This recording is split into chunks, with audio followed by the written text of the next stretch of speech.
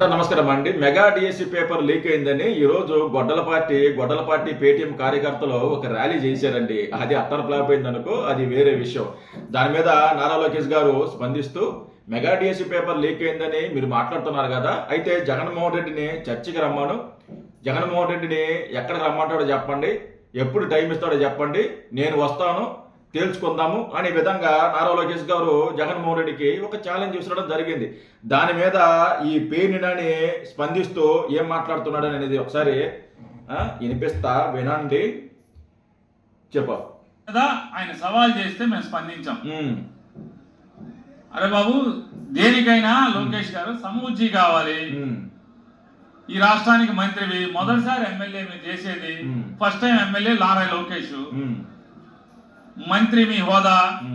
అది మేము కూడా మంత్రి పెట్టిన వాళ్ళు ఉన్నాం. పెట్టిన 2 ఏళ్ళ నువ్వు ఎలగబెట్టిందా? అసలు నువ్వు మంత్రిగా పనిచేసామన్న సంగతి అలా జనాలకి గుర్తులేదు. నేను కూడా నువ్వు చెప్పేదాకా నేను కూడా మర్చిపోయా. నువ్వు మంత్రి పనిచేసావు, నువ్వు నాకు కూడా గుర్తులేదు రబ్బా. రయ్యా, నువ్వు మంత్రి పనిచేసింది నాకు కూడా గుర్తులేదు. ఏమే పొద్దున్న లేస్తే సోషల్ మీడియాలో వంట, నాకే గుర్తులేదు. నువ్వు మంత్రిగా పనిచేసింది జనాలకే గుర్తులేదు. జనాలకి ఎలా గుర్తుంటది? మంత్రిగా 2 ఏళ్ళు పనిచేశాడంట, ఈయన కూడా మంత్రి అంట. చెప్పి సమయం చెప్పు, డేట్ చెప్పు, ప్లేస్ చెప్పు అని చెప్పి మేము కూడా ప్రతి సవాల్ చేసాం. నీకు చేత కాకపోతే నాని నువ్వే ఫిక్స్ అయ్యని చెప్పు, నేను పెడతానని చెప్పాను. దానికి ఒలకో పలకో ఇవాళ కార్యకర్తలతో 4 గోడల మధ్య చప్పట్లు కొట్టించుకుంటానికి జగన్ రావట్లేదు, నేను పిలుస్తున్నాను, పిలిస్తే రావట్లేదు, నారా చంద్రబాబు నాయుడు గారు రమ్మను. ఇప్పుడు జగన్మోహన్ రెడ్డి అలాగే చంద్రబాబు నాయుడు గారు సమవృద్ధి కాదు కదా. చంద్రబాబు నాయుడు గారు 4 సార్లు ముఖ్యమంత్రి పనిచేశాడు. బోర్డు జగన్మోహన్ రెడ్డి ఒకసారి ఎలగబెట్టాడు ముఖ్యమంత్రి పదవి. 40 సంవత్సరాల రాజకీయ అనుభవం ఉంది చంద్రబాబు నాయుడు గారికి. 76 ఏళ్ళ వయసు ఆయనకి రాజకీయంగా ఎంతో అనుభవం ఉంది. పోతే జగన్మోహన్ రెడ్డికి ఏముంది? జగన్మోహన్ రెడ్డి అలాగే చంద్రబాబు నాయుడు గారు ఎలా సమవృద్ధులు అవుతారు? సమవృద్ధులు ఎవరైనా అవుతారంటే నారా లోకేష్ గారు, జగన్మోహన్ రెడ్డి గారు. ఏజ్ కూడా దాదాపు ఇంచుమించుగా ఉంటుంది, అటు ఇటు ఉంటుంది కొద్దిగా. వాళ్ళిద్దరు సమవృద్ధి, వాళ్ళిద్దరు ఒక చర్చలో పాల్గొంటే దానికి అర్థం ఉంటుంది. చంద్రబాబు నాయుడు గారికి అలాగే జగన్మోహన్ రెడ్డి గారికి సమవృద్ధి ఎలా అవుద్ది? దగ్గరకు కూడా పోడు చంద్రబాబు నాయుడు గారు.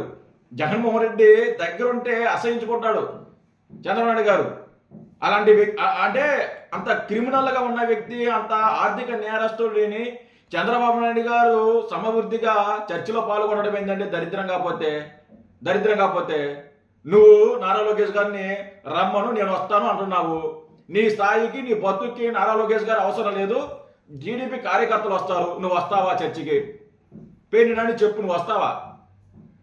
నీ స్థాయికి నారా లోకేష్ గారు అవసరం లేదు. నీ స్థాయికి టీడీపీ కార్యకర్తలు చాలు. టీడీపీ కార్యకర్తలు వస్తారు, నువ్వు రా. మెగా డిఎస్సి పేపర్ ఎక్కడ లీక్ అయింది, ఎలా లీక్ అయింది, అది ఎలా స్ప్రెడ్ అయింది, ఈ ఉద్యోగాలు ఎవరైతే ఉన్నారో నువ్వు అయితే టీడీపీ కార్యకర్తలకు ఇచ్చారనుకుంటున్నావు కదా, ఆ ఇచ్చిన కార్యకర్తలు ఎవరు, ఆ ఉద్యోగాలు పొందిన వ్యక్తులు ఎవరు, మీ దగ్గర ఏం ఆధారాలు ఉన్నాయి, ప్రతి ఒక్కటి తీసుకొని రా. టీడీపీ కార్యకర్తలు వస్తారు, కూర్చోండి, ఇద్దరు వాళ్ళు కూర్చుంటారు, మీరు కూర్చుంటారు, అటు ఇటు తేలిపోద్ది. అప్పుడు ఒక డిబేట్ పెట్టండి, ఒక చర్చించండి. మీ దగ్గర ఆధారాలు ఏమన్నా చూపించండి. బొచ్చు ఏమి లేవు మీ దగ్గర ఆధారాలు. ఎందుకంటే మెగా డిఎస్సి పేపర్ లీక్ అవ్వదు అబ్బా. రయ్యా, లీక్ అవ్వదు, అది లీక్ చేయలేరు దాన్ని, అది అసాధ్యం. అది వ్యవస్థలు చూస్తూ ఊరుకోవు. వ్యవస్థలు చెప్పినంత మాత్రాన, అంటే పేపర్ లీక్ అయింది అని చెప్పినంత మాత్రాన ఈజీగా అవ్వదు ఆ పేరుని గుర్తుపెట్టుకోవాలి. వీళ్ళు ఎలాగా రాజకీయ నాయకులు అయ్యారో నాకు అర్థం కాల. మీద ఆయన సవాల్ చేస్తే మంచి చప్పట్లు కొట్టించుకుంటాకి జగన్ రావట్లేదు, నేను పిలుస్తున్నాను, పిలిస్తే రావట్లేదు, నారా చంద్రబాబు నాయుడు గారు రమ్మను, జగన్మోహన్ రెడ్డి గారు వస్తాడు. డిఎస్సి మీద చర్చించడానికి నారా చంద్రబాబు నాయుడు గారిని రమ్మను, జగన్మోహన్ రెడ్డి గారు వస్తాడు.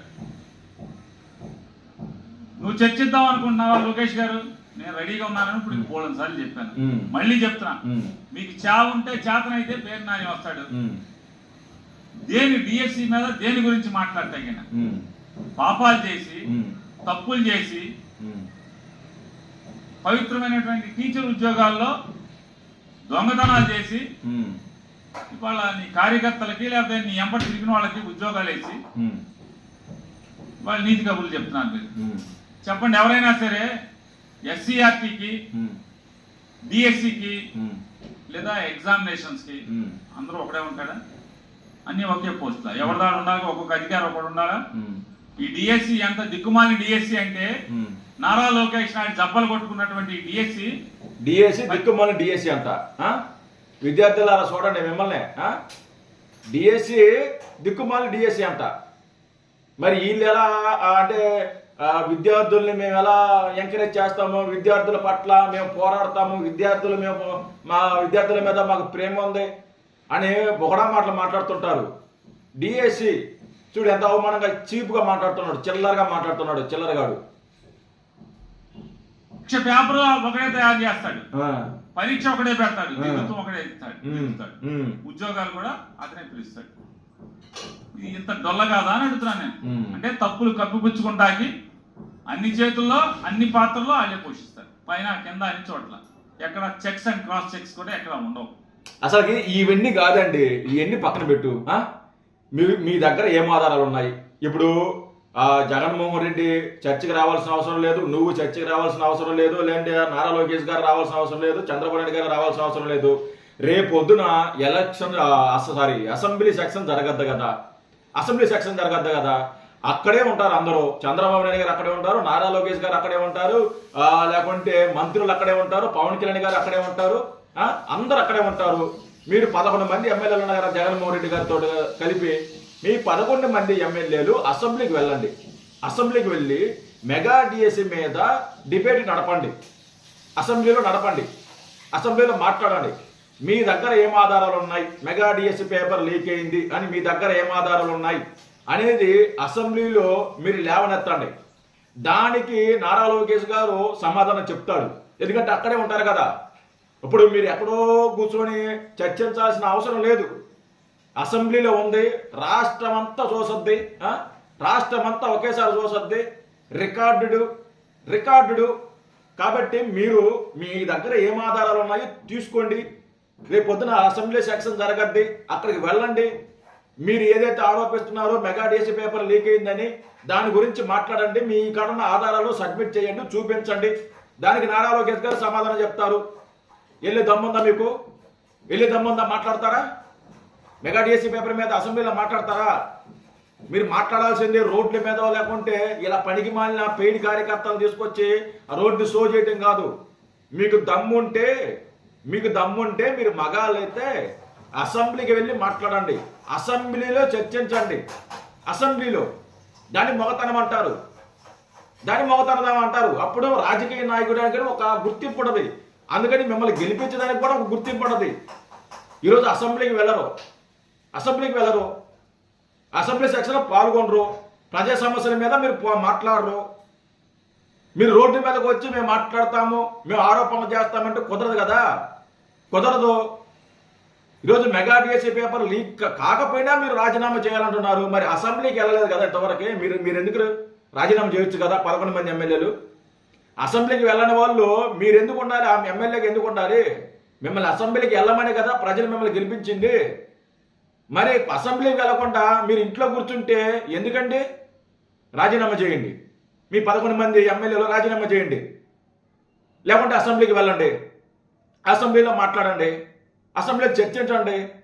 తెలిసిపోద్ది కదా ఎవరేది ఎంత దమ్ము ఉందో తెలిసిపోద్ది కదా, ఎవరు తప్పు చేశారు అనేది తెలిసిపోద్ది కదా. ఈరోజు నారా లోకేష్ గారు ఎంత కష్టపడి ఎడ్యుకేషన్ సిస్టమ్ని ఇంత డెవలప్ చేస్తుంటే ఆ పేరు ఎక్కడ నారా లోకేష్ గారికి కూటమి ప్రభుత్వానికి వెళ్తాదని ఇది ఒక కక్ష, ఇది ఒక కడుపు మంట. ఇదే పవన్ కళ్యాణ్ గారు ఎప్పుడూ లేని విధంగా గిరిజన గ్రామాలకి రోడ్లు, కరెంటులు, వాటర్ సప్లై ఎన్ని చేస్తుంటే అది ఎక్కడ పవన్ కళ్యాణ్ గారికి మంచి పేరు వస్తుందో, కూటమి ప్రభుత్వానికి మంచి పేరు వస్తుందని అది ఒక కడుపు మంట. కేవలం దీన్ని కడుపు మంటే అంటారు. మేము చేయలేనిది కూటమి ప్రభుత్వం చేసి చూపిస్తోంది, నారా లోకేష్ గారు చేసి చూపిస్తున్నారు. మేము మెగా DSC చేయలేకపోయాము, మేము ఇవ్వలేదు, మా దగ్గర అంత దమ్ము లేదు. కానీ నారా లోకేష్ గారు, కూటమి ప్రభుత్వం, చంద్రబాబు నాయుడు గారు మెగా DSC ఇచ్చారు. అదొక కోపం, అదొక కడుపు మంట. ఎక్కడ పరువు పోద్ది అనేసి పేపర్ లీక్ అయిందని చెప్పేసి డ్రామాలు ఆడుతున్నారు. మీకు విద్యార్థుల మీద ప్రేమ ఉంటే, మీ విద్యార్థుల మీద మీకు అంత ఇదిగా ఉంటే 5 ఏళ్ళు గడ్డి బిగుతున్నారా మీరు? ఎందుకు ఇవ్వలేదు మెగా డిఎస్సి? ప్రతి సంవత్సరం ఒక జాబ్ క్యాలెండర్ అన్నారు. ఒక్క సంవత్సరం ఉన్న జాబ్ క్యాలెండర్ చేశారా? నేను వచ్చిన వెంటనే మెగా డిఎస్సి ఇచ్చేస్తానన్నారు. 5 ఏళ్ళు ఉన్నారు అధికారంలో, ఒక్కసారి కూడా ఇవ్వాల, ఒక్క జాబ్ కూడా భర్తీ చేయాల, ఒక్క టీచర్ పోస్ట్ కూడా భర్తీ చేయాల, చేయకపోగా ఉన్నోళ్ళు కూడా పీకేశారు. ఈరోజు ఊర్లలో అంటే గ్రామాలలో స్కూల్స్ ఉంటే ఆ స్కూల్స్ కూడా తీసేసి ఎక్కడో 5 కిలోమీటర్లు 10 కిలోమీటర్ల దూరంలో టౌన్ ఉంటే ఆ టౌన్లో పెట్టేశారు మొత్తం. ఏది చిన్న చిన్న గ్రామాల నుంచి పొద్దున్న లేచి పాపం వాళ్ళు ఎంత కష్టపడి వెళ్ళారు. అది అంటే ఇలాంటి వ్యక్తులు, ఇలాంటి పనికిమాలిన వెధవలో మనల్ని పరిపాలించారు గతంలో. ఒకసారి చెప్పుతో కొట్టినట్టు సమాధానం చెప్పారు. మీరు చేస్తున్న తప్పు, మీరు మాట్లాడుతున్న తప్పు, మీకు అసలు పరిపాలన చేత కాదు అని 11 సీట్లు ఇచ్చి ఇంట్లో కూర్చొని పెడితే సిగ్గు శరం లేకుండా మళ్ళీ రోడ్డు మీదకి వస్తారు.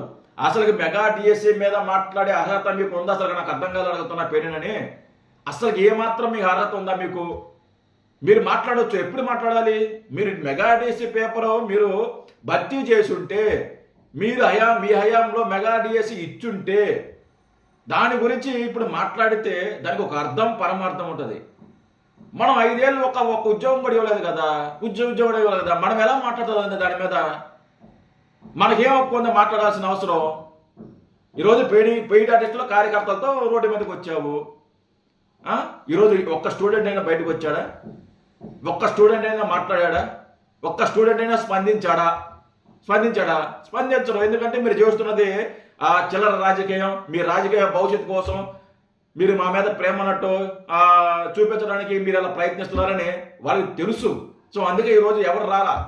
ఈరోజు మీరు ఒక ర్యాలీ చేశారన్న సంగతే మాలాంటి సోషల్ మీడియాలో ఉన్నది తప్ప అసలు ఎవరు తెలియదు.